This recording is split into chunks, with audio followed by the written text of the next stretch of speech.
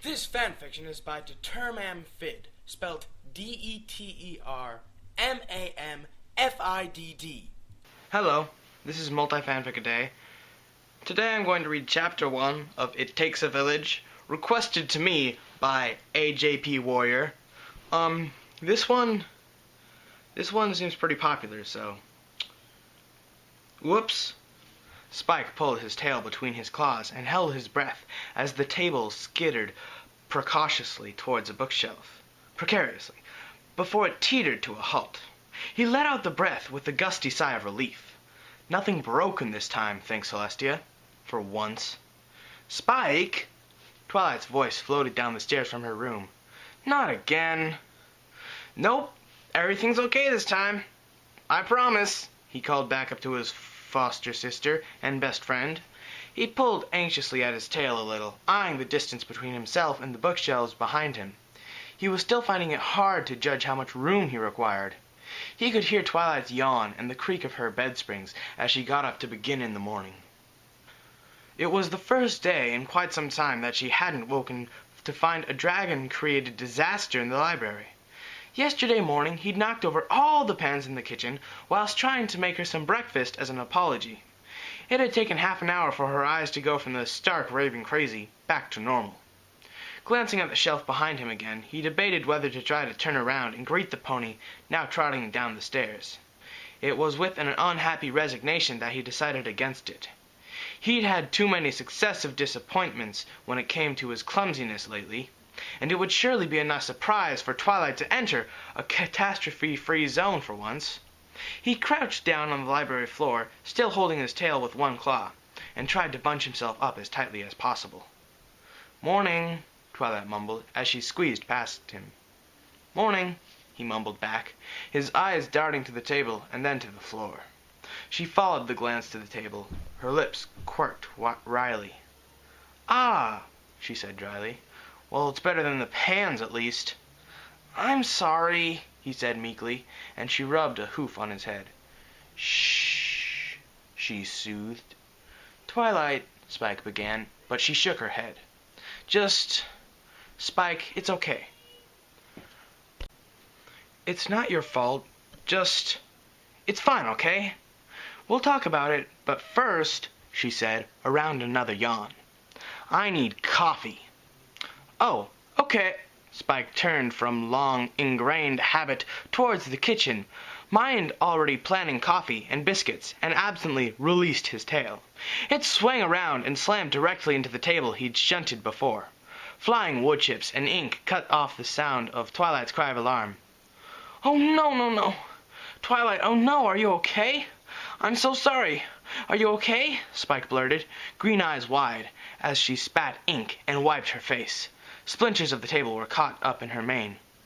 "Ugh," she growled, and splattered ink from her face onto the ground. "No," she grumbled. "Can I?"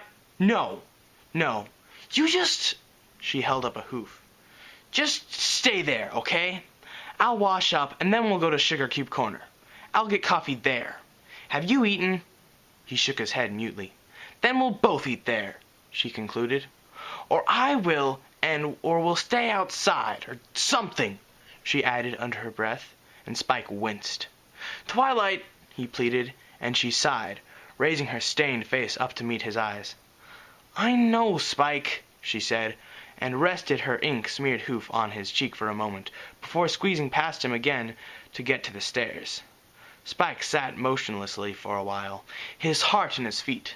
He examined them idly, the broad pads thickened claws, and closed his eyes in resignation. Heaving himself to all fours, he looked around him as thoroughly as possible before carefully backing out of the library doors to the main thoroughfare. His spines caught the upper door jamb and scraped a thin groove in it. He flinched slightly, trying to duck lower. Unfortunately, that caused the scales at his elbows to dig into the sides of the doorframe and his wings to catch painfully against the wood. Rendering it impossible to get out at all, he stifled a scream of frustration and resigned himself to scrapping the upper door jamb rather than tearing the frame out altogether. He should be sleeping outside. When he finally squeezed himself out onto the street, he stretched as fully and luxuriously as possible. It had been quite some time since he'd attempted the door.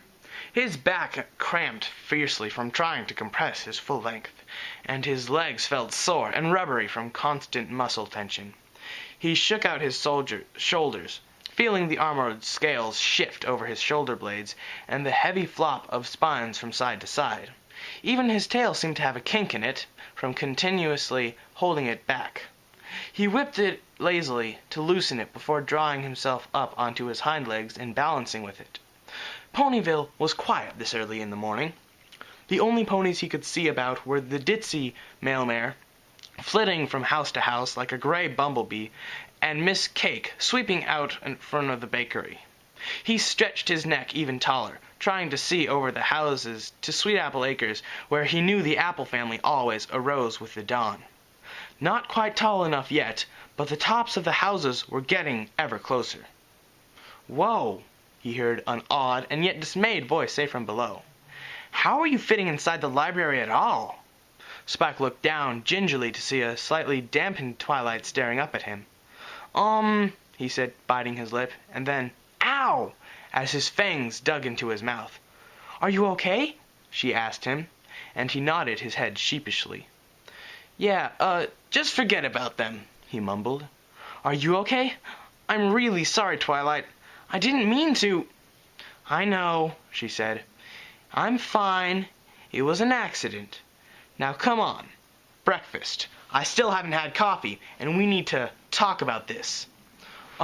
Spike scratched the back of his neck. "Can you back up a bit? I don't want to land on you. I can't walk on two legs anymore," she finished with him, before moving to one side of him. Spike allowed his upper body to fall under its own gravity, and there were two distinct booms as his forepaws touched the combed dirt street. He winced at the noise, and looked sidelong at his foster sister. She shook her head in amused resignation. "Come on then, big guy." He followed her up the main street, wishing he was still small enough to be carried on her back like the child he was. There wasn't enough food for the whole of Sugarcube Corner to feed Spike anymore, but the citizens of Ponyville had acknowledged his contributions to the town as a debt to be repaid. Thus a couple of barrels of apples and vegetables were delivered to the library every few days. Occasionally a few gems were included in his haul. Spike liked those days. The whole arrangement made him feel inexpressibly guilty about taking food from the village, but Twilight had put her hoof down. It was too early for his food to have been delivered this morning, however, and Spike resigned himself to going hungry for a few hours as Twilight ducked inside the bakery to order her breakfast. She soon reappeared and sighed gustily as she sat down on the stoop, blowing a strand of wet purple-pink mane out of her eyes. Spike lay down beside her and placed his head over his forepaws, trying to keep his body from out of the main thoroughfare. "So," Twilight began in her customary brisk research voice, "you don't fit in the library anymore." Spike closed his eyes. The library was home. Home meant the library. "I don't want to go away," he muttered rebelliously. "Who said anything about that?" She sounded genuinely surprised. Then her eyes opened very wide, and her hoof traveled halfway to her mouth. "Spike! You didn't think that we'd get rid of you, did you?" "Well," Spike squirmed against the knot in his throat. She simply stared at him, her mouth open. "I don't," Spike began, but quietened as Miss Cake bustled outside with a serve of banana bread and a mug of coffee. She placed them on the ground beside Twilight and smiled kindly at them both. "Good morning, dears," she trilled. "My, Spike, I don't see you around very much anymore. How you've grown." Spike could tell that his answering smile was a little sickly, and no doubt a little intimidating now that his adult teeth had grown in. Thanks," he said awkwardly. "Yes, I've grown. And that's the problem." "Call me if you need anything, dears," Miss Cake beamed. "Pinky should be here soon. No doubt she'll be thrilled to see you." "Thanks, Miss Cake," Twilight said, her magic scooping up the coffee as the Sonsy pony bustled back inside. She took a large gulp before firmly setting it down and leaning forward to glare at him. Spike, how could you think... But I just... Spike interrupted, rearing back on his elbows and haunches before settling. Look, I don't want things to change. Nor do I, but this simply isn't working anymore, Twilight sighed. You're growing up, Spike. In another few months, you won't even get through the library doors. You're lucky you've grown larger than the bulk here. Otherwise, I doubt you'd have made it outside today without ripping a hole in the wall. Spike steeled his courage. Yeah, about that. The coffee cup stopped halfway to her lips. I didn't see a hole. I tore the top of the door jamb, he admitted, very quietly. She groaned. That's that, then. You really don't fit in the library anymore. I don't, he said woodenly. There was an awful pause. Well, let's think of something, Twilight said in a brisk voice to cover the awkward silence. I suppose you're not much into caves. Spike made an inelegant noise of derision before pressing his forehead against his claws. What am I gonna do? He burst out. We, Spike, she corrected him absently, waving away the cloud of smoke that had accompanied his exclamation and taking another sip of her coffee. Perhaps. I really think they could just put a gigantic tarp over him as he slept outside, And he'd just sleep next to the library. He swallowed, and then it all seemed to come pouring out of him. His head reared to its full height, his lengthening neck snaking skywards. His claws viciously raked the ground once in pent-up frustration. Twilight, I hate this! I don't fit anywhere in Ponyville anymore, not just the library, and I'm just gonna keep on getting bigger and bigger, and I can't stop breaking things. I don't even know how to stop this. I don't know how strong I am, and I can't use these stupid wings. He flapped his wings once, before letting them fall uselessly against the dusty ground beside his sides. He could feel his eyes stinging and blinked hard. I'm not good for anything anymore. I can't write, because I can't hold a quill. I can't send messages unless I'm 20 pony strides from a wooden structure, and... He could feel a hissing tear sliding down his face, and rubbed it off hurriedly, lest the boiling water scorch his best friend. Can't even cry, he managed bitterly, and closed his eyes once more. Spike! Twilight sounded horrified, and her hooves began to smooth down the spines beside his face. I'm a disaster! It's only a matter of time before I hurt some pony! Spike spat through his hitching breath. Maybe I'll hurt them. Bad! Twilight, I don't want to. I don't want to go. I hate this! Oh, Spike! Twilight gasped softly, and leaned her head against him, her whole weight pressing against the feathery scales at his jawline in attempt to comfort him. It only brought up bittersweet memories of being cradled against her when he was unhappy, one so much bigger than him, so much stronger. He tried to get his heaving breath under control. His lower lip quivered against his wicked teeth as he slumped to the ground in misery. I'm dangerous, he said dully, as his lungs burned, and burned with more than green fire. It's only a matter of time, and then I'll be asked to leave. Shh, Twilight implored in a whisper. Spike, please, it's okay. Shh, it's okay. It's not okay, he grated. How can you say that? This is my home, and I don't fit. It is okay, she insisted. Or at least it will be. Why didn't you tell me you felt like this? Spike opened one eye to give her a sardonic glare. Right, she smiled weakly. The leaving thing, right. But Spike, we love you. I love you. I'd never ask you to leave. You're my #1 assistant, remember? #1 at not being able to do anything, Spike said, and then flinched as Twilight's hoof batted his cheek. Now stop that, mister, she said sternly, before relenting and holding his head as close as she could, carefully avoiding his smoking nostrils and brimming, boiling eyes. I'd never ask you to leave. I'd do whatever I needed to do to keep you here, little brother. My great big little brother. She chuckled sadly, and stroked the crested scales on top of his head. He stifled another sob, and sniffed noisily. Oh, noisily! Not noisily. desperate not to let his tears slide onto her. She leaned back to regard him, and her face grew affectionate and rueful. "Oh, look at you," she continued softly and fondly. "We forgot how young you are, don't we? You're still just a kid, considering how large dragons grow and how long they live." "Shh, that's it. It's okay." "Twilight, it's not okay," he insisted, his tone anguished. "Didn't you hear me? I can't do anything anymore. All I do is break things and eat other people's food." "Didn't you hear me?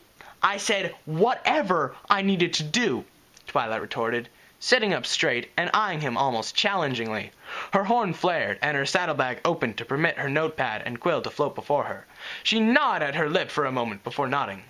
"What are you—" Spike began, but Twilight was already beginning to write. "First things first," she said in a businesslike tone, though her eyes were a little too shiny for it to be convincing. "It'd have to be near the library. We've got nothing behind the tree, so that's a start. You're likely to end up roughly 5 times the size you are now, and that's not including wingspan or your adult tail length. Let's see. Room enough to turn around, and yes, that field's easily big enough." "What is? Big enough for what?" Spike asked, bemused. His unhappiness was still twisting in his belly and shrieking in his ears, but Twilight's behavior was throwing him utterly off balance. "We'll make you a house," she said, matter-of-factly. "Not wooden, obviously. Stone would be better for you. It would have to be big enough for you to be comfortable, even when you're fully grown. Ooh, there's a thought. What if you decide to have a horde one day? Or a mate? Nope, better be twice that size." She ducked her head as the magic-infused quill began to scribble furiously once more. "Horde? Mate?" Spike's mouth dropped in astonishment before he began to blush violently. No, blush violet. I guess he's hitting puberty or something. Words were lining up in his brain, ready to be spoken. Words of protest, embarrassment, of gratitude. But he was too stunned to give them voice. His jaw simply worked uselessly as he stared at Twilight. She squinted at the paper. "We may have to clear some trees, but that should work. Luckily that plot of land's unoccupied. You could pull those trees up and replant them, no problem. And that brings us to the next point. Controlling your strength." She peered up at him consideringly. I could help, what? "I could help," came a soft, accented voice from the road beyond Spike's body. Both Twilight and Spike jerked slightly in alarm, the notepad quill clattering to the ground. Their heads whipped around to see big Macintosh hitched to his hefty wagon. Well, then I guess my voice was way too high. Within it were piled barrels and crates that constituted Spike's meals for the next couple of days. "Mighty sorry for scaring y'all," Big Macintosh continued in his slow, deliberate voice, "but I couldn't help overhearing." "Macintosh? Oh." Twilight blew out a breath of relief before her ears perked forwards. "You can help? Would you?" "Well, yes'm." Macintosh ducked his large red head. "You see, when I was a colt, I had a similar sort of problem, being that I was taller and stronger than all the other colts. Took me a long time to control my strength. I could help you there, I reckon. Show you what I learned." Spike eyed the farm pony dubiously. "I'm a whole bunch bigger and stronger than you are already," he said doubtfully. Macintosh snorted. "You ain't more stubborn, though," he said. "That's given you're related to Applejack," Spike said. All these shocks were making him blunt, he realized dimly. Twilight tisked even as she lifted a hoof to cover her smile. "Manners, mister," she scolded, before her face grew serious. "It's up to you, Spike. Your decision." Spike looked at her helplessly, his eyes darting between them. He managed.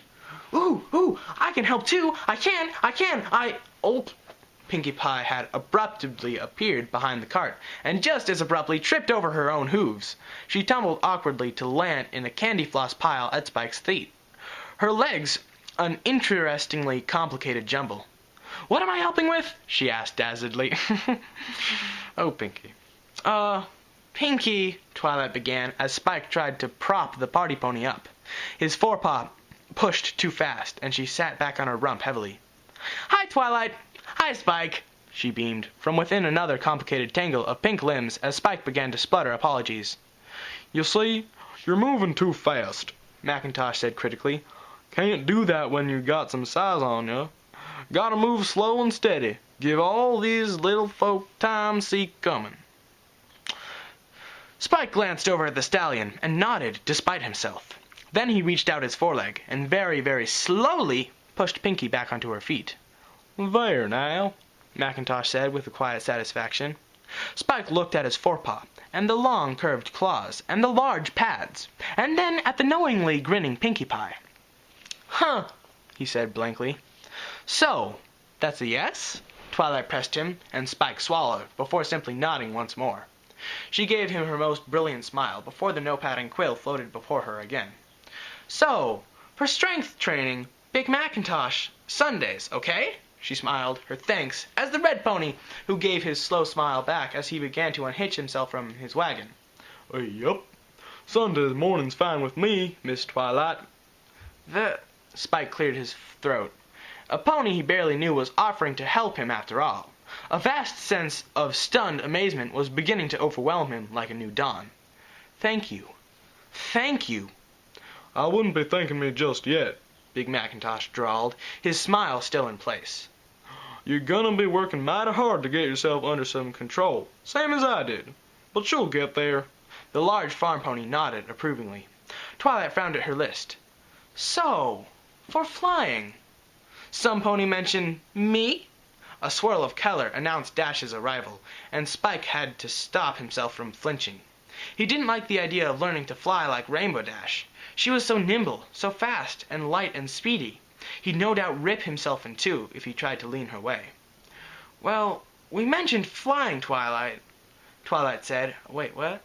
Well, we mentioned flying, Twilight said, with a note of irritation in her voice.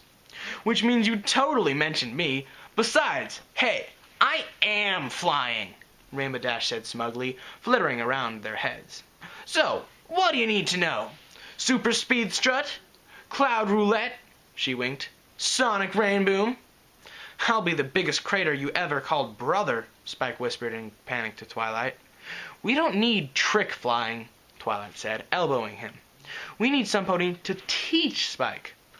Oh, Dash said in sudden comprehension. Me, I can help, Pinky bounced, before stopping dead still in petulant realization.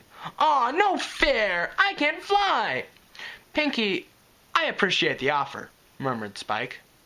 Hey, I'll help you out, said Rainbow Dash, settling on the ground before him, her wings flipping back neatly. No problem.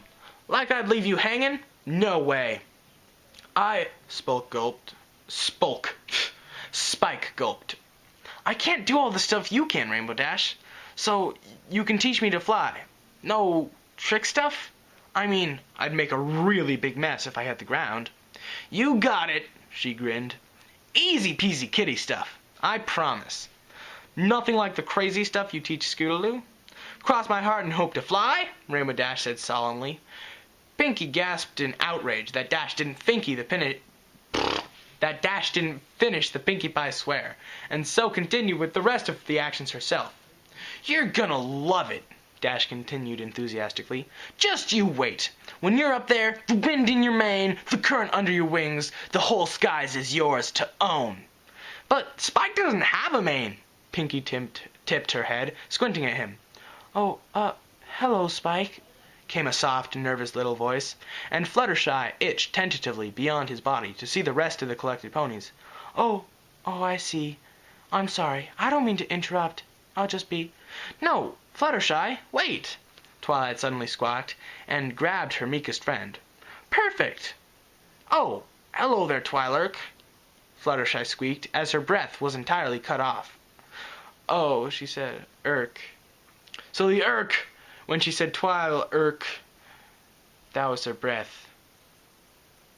Fluttershy, you've got that stare, and you've had experience with dragons before. Oh, you can be the one to help Spike with his flame, Twilight rejoiced, hugging the shy Pegasus even tighter. Fluttershy meeped. But Twilight, I can already flame, Spike protested, confused. I've been able to flame since I was hatched. But Fluttershy can help you refine it. Twilight turned to him. You see, knowing how much to use it and when. You've always given it your all, but now you don't need to. And it's become a problem, so ta-da! Fluttershy! Spike cocked his head. I don't think she likes that idea all that much, he said dryly. Fluttershy was trembling violently in Twilight's stronghold. Fire? She managed in a tiny voice, shaking her head so fast it became a peach-colored blur. I hope I'm not being too forward if I suggest something, Big Macintosh ventured. Pinky furrowed her brow before her face lit up with utter glee. Ooh, me too! No, Pinky, no party just yet, Spike said impatiently. Go ahead, Mr. Apple. Macintosh looked amused. Call me Big Macintosh. Hell, every pony else does. How about Miss Fluttershy takes these firing lessons after I done the strength lessons? You'll be a bit more tired and less likely to produce as much fire, I'm guessing. Well, Spike scrunched up his face. I guess.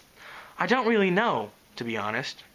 We've got 2 follow fields out of the farm for you to practice in. No trees or nothing. You stay behind, you should be as safe as houses. Safe as houses. And might I say, AJ'd be a right help on this too. Her aim and concentration when it comes to rope work, second to none after all. Might be that translates over the dragonfire lessons too. At least the pathway's part about hitting targets. That'd be fantastic, Spike exclaimed, the overwhelming sensation beginning to fill him up again. Fluttershy, would you please? I'll ask Applejack right away. Wow, to be able to control my flame. That'd be... Now he's excited. Twilight shook her head. Boys. Fluttershy had slowly relaxed as Big Macintosh spoke, and she smiled tremulously up at Spike. Well, if Applejack and, Mr. Big Macintosh are okay with that, then, well... She ducked her chin and whispered, I'll try. Thank you, Fluttershy, Spike beamed. Really beamed down at them. It made Twilight realize how long it had been since she'd seen it. Big Macintosh, everyone, thank you all. No! Not everyone. That doesn't exist. Why doesn't it say every pony? Okay, I'm sorry. Grammar. And part of the hard thing, too, is that all of the Apple families, people will write the accents different. So then it's like really weird, like little your bird, but then it's like you and one's your and okay, sorry about that. Big Macintosh, everyone, thank you all. Oh, we're not finished yet, she said cheerily, scribbling some more on her notepad. We're not? Rainbow Dash blinked. Twilight, that's flying lessons, strength lessons, fire lessons. Yes, and we're building an enormous stone house, too, Twilight dismissed, this rather large undertaking somewhat airily. And I'll work out how to spell some quills and parchment larger for him.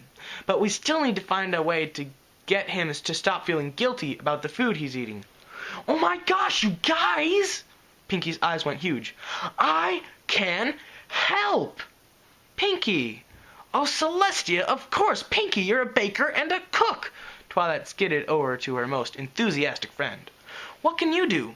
Me? Bounce, of course! She looked at Twilight, as though she were the crazy one. Twilight sighed in disappointment. Right. Obviously. She began to turn away, but Spike carefully and slowly put a forepaw out to stop her progress. Hang on. Sometimes there's something in those things she says, he whispered, as softly as he was able. Then raising his voice, he asked, Pinky, what good does bouncing do? She rolled her eyes. Silly Billy Drilly Dragon. It's good when I bounce because it's super duper fun. But it's good when you bounce because all the apples will fall off the trees just like that. Well, I guess she wouldn't have snapped, but whatever. Shoot, she's right, Big Macintosh said, startled and surprised. Get 'em jumping in the orchard, and apple bucking season will last a day. Tops. And with your fancy new fire skills, you could roasty-toasty them all up, Pinky suggested. Big Macintosh choked and then stared up at Spike in amazement. That'd save us 3 weeks when autumn rolls round, he said in an odd voice. Say what now? And where you been? Applejack's strident tones demanded, and the farm pony in question came storming up to her brother and poked him in his massive chest with a hoof. "You were supposed to come back and take Apple Bloom and her friends to school if I mucked out the pigs, you lazy varmint. You know I can't stand all that teenager talk first thing in the morning, and—" Applejack's tirade was cut off as her brother's great shaggy hoof hooked her clothes and dragged her over to Pinkie Pie, speaking faster than any pony had ever heard him speak. "AJ, you gotta hear this. Miss Pie's got her some ideas that are gonna get Granny that new hip." Macintosh grabbed his little sister's head and turned to face Pinkie. "Listen to all this." Pinkie gave him her shiniest smile. "Oh, I'm just getting started. Rarity could magic up one of his claws so he can find his own jewels to munchy crunch on, and then I could ask him to roast all the coffee beans in the whole shop, which would be one heck of a selling point, and it'd make a great big dragon no time at all to pull the trees or lift the rocks or fight off a nasty old diamond dogs, and he could warm up water for Lotus and Ole, or do awesomely scary things on Nightmare Night, or protect Ponyville from all creepy, silly, filly nasties in the Everfree Forest. Oh, and he could learn to do barbecues for parties and s'mores, oh yum, and dig furrows in fields with his claws and melt the ice and thump all the snow off the houses at winter wrap-up." "Pinkie, you really should breathe," Fluttershy said worriedly. I'm sorry, that was a bad Fluttershy voice. "Or help with all the cooking on festival nights, or give air rides to all the earth ponies and unicorns." Pinkie blinked as Fluttershy's words sank in, and then dragged in a huge breath. "Oh, that's better," she giggled lightheadedly. What's all these ideas in aid of?" wondered Applejack aloud. "Not that they wouldn't be a right help, you get me, but what's brought this all on?" "We're helping Spike," Pinkie announced, "and he wants to help back, of course." "Oh, right," Applejack said, finally turning to me. "And Spike needs help with—" "Whoa, Nelly!" Spike crouched a little as Applejack's green eyes widened, taking him in.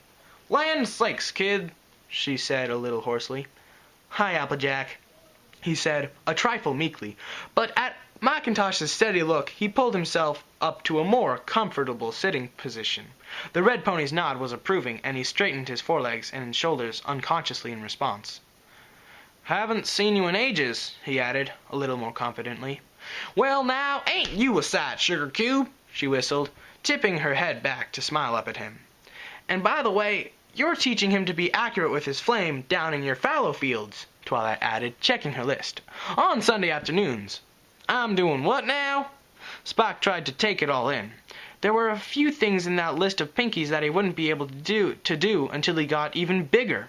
But for the first time in Celestia knew how long, he didn't feel sad or bitter about the undeniable fact of his growth.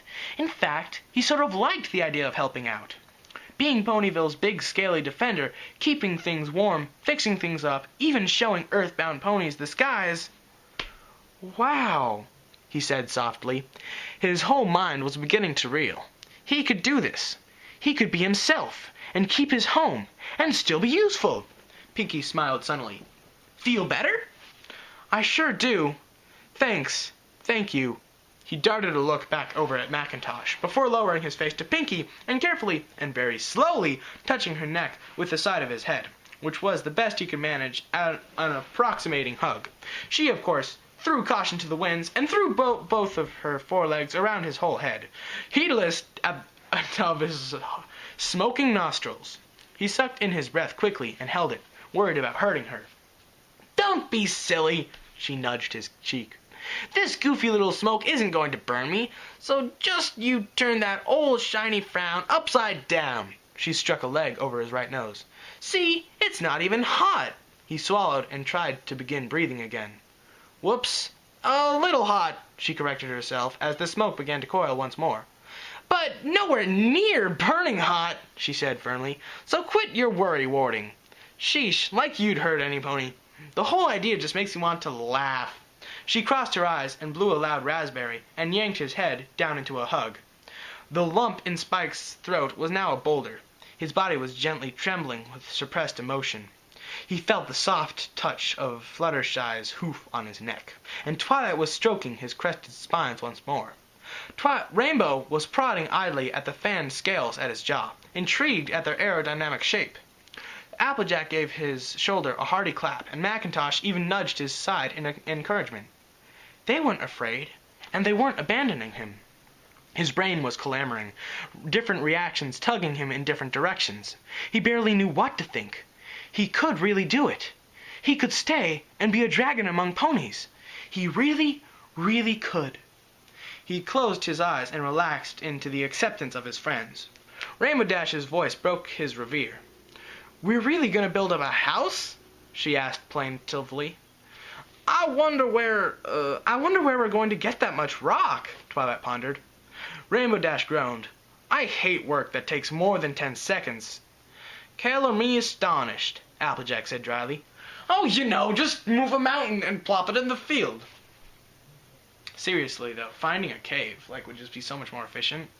Or making a cave into a house for him. And then he just walked to Ponyville. Yeah.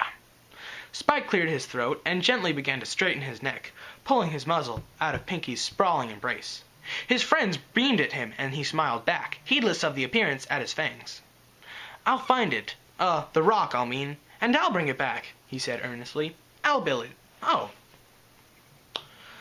At their dubious, and in some cases challenging, expressions, his smile grew a little bashful. "I could use some help, though," he mumbled sheepishly, glancing over at Twilight. She shook her head at him, smiling, her eyes still faintly shaded with her concern. "Worse than Applejack, you are," she nudged him affectionately. He gave her a giddy grin, feeling lighter than air. He barely needed a flying lesson at all. "Hey, Pinky, I really like the idea of enchanting one of my claws to find jewels. You've got so many good ideas. I can't wait to hear the rest," he burbled enthusiastically. She laughed as she began to bounce. "Oh, you only had to ask. Oh, and wait till you hear my ideas for your shed skins." "Some pony mentioned Spike needing jewels," said a beloved voice. Spike whipped his head around, eyes wide and expectant, to gaze worshipfully and wistfully down at Rarity as she stepped daintily down the street. "Why, darling, you should have said they weren't enough." Spike blinked. "They? You mean you didn't find them?" Rarity's long-lashed eyes snapped in annoyance. "Ooh, if I find that some pony's been stealing food from you, I personally gathered with my very own hooves, and very nobly and very selflessly did not use my own new spring collection for hoity-toity, oh, they will rue the day. They will regret their very existence. They will curse the moment they have ever crossed the one and only Rarity the Unicorn." She sounds like Trixie. "You left them for me? With my food?" Spike was beginning to feel a little dizzy. It was too much. "Uh-oh," he heard from Pinkie Pie's direction. Twitchy tail! Twitchy tail! He's gonna fall!" He's fine. Let him," said Dash's voice. "We're all on the other side of him now." Spike stared at lovely, tiny Rarity. She was all the way down there. "Thanks," he said, a little dopely. "I really appreciated it. I never knew it was—" He slumped to the ground, right in the middle of the street. "Darling! Oh, the poor dear. It must have been simply too much. I have been known to have that effect. Ahem. On occasion. One of the burdens I must bear. Should we put a wet cloth on his forehead? Perhaps a wet towel. Yes." Rarity's voice sounded rather far away. "Here you are, Spike," came Fluttershy's soothing tones, and something cold was laid against his head. "Just sleep here. It's nice and warm in the sun." "Twilight," he managed, and felt a familiar hoof press his face before a purple blur swam into his vision. "I'm here, you silly dragon," her voice said gently. "What did I tell you? It's gonna be okay." The last thing Spike heard before drifting off into black fuzziness was Applejack demanding, "Why in the hay has this family never gotten a dragon friend before? And why in the hay have I spent all them years bucking apples when he can do the work of 20 ponies by dancing along with Pinkie Pie?" "Dear Princess Celestia, sorry for the claw writing. It's Spike. Twilight suggested I try writing a letter to you now that I'm getting used to a quill again. I've been having a pretty difficult time lately. I haven't seen you for a couple of years, so I don't know if you're aware of how much I've grown. I don't fit in the library anymore. Actually, the only building in Ponyville I can get into now is the barn at Sweet Apple Acres. Sorry about the size of the letter. Maybe you can magic it smaller? Anyway, I was getting really sad. I thought that because I was getting so big I'd have to leave Twilight, Ponyville, and all of my friends. I was trying so hard to hide how big I was, and it wasn't working. Wow, you should have seen some of the messes I made in the library. A few days ago, I learned some things about friendship. I learned that a friend is a friend no matter how different they are. How big or how small, how scaly or pony-shaped they are. I learned that even if you think you're useless, sometimes it takes a friend, or a few, to point out what you can do. And I learned that change doesn't always mean the end of everything. Twilight's helping me with this letter, and I have a stack of quills that she's enlarged for me to use. I have permission to sleep in the square for the moment, but the whole town is interested in helping me build my house. Behind the library, tomorrow morning, I have lessons in learning how to control my strength and my fire. Tuesday is my first flying lesson. I'm real nervous about that one. All of my friends are helping me, and I'm going to help back as well. There are stumps around the apple orchards I can pull up, and I'm going to try to move the big rock trapping the stream on Horsefall Mountain. I'll donate my fire to the Sunday afternoon picnic in Ponyville Park, and donate my shed skins to Rarity. When I learn to fly, I'll take the little fillies' colts on joy rides, and I'll scare away that old cockatrice from the Everfree Forest. I can't do a lot of the things I used to be able to do anymore, but I can do enough of them to get by. Besides, I've got a whole new set of skills to learn from, and that's pretty exciting. I can't remember too much about Canterlot anymore. I can remember Pony Joe's and the Citadel and the Palace, but that's about it. It's all a blurry because I was just a baby. Ponyville is my home now, and I'm so glad I don't have to leave it. Your friend, Spike. Well, end of chapter 1 of a ton. That seems like that standing alone could be a fan fiction. So I wonder where this could possibly go. I hope it has a whole lot of sad stuff. I'm just a sucker for sad stuff. I want Rarity to get hurt, and then he has to go and be like this stowaway in the mountains, and he has to find the other dragons, and he'll try to relate to them, but then he'll become like this killer dragon, and then he'll be all sad, and then he'll go back to Twilight, and then there'll be some sort of big battle. But the problem is, this is a slice of life fanfic. It's a slice of life. No. No. But it's good. I'm not saying that it's bad. Yeah. But I still... Maybe it's not a slice of life. Maybe... Ooh. Maybe it's not a slice of life. I don't know. I'm gonna check that. So, yeah. That's chapter 1. If you're still listening, there's none of the chapter left. In case you actually think there's some chapter. No, it's ended. It's gone. I'm just... it won't load. Hold on. Okay, so the tags are romance, comedy, adventure, and slice of life. See? Adventure! I think adventure has a plot. It doesn't seem to have been too...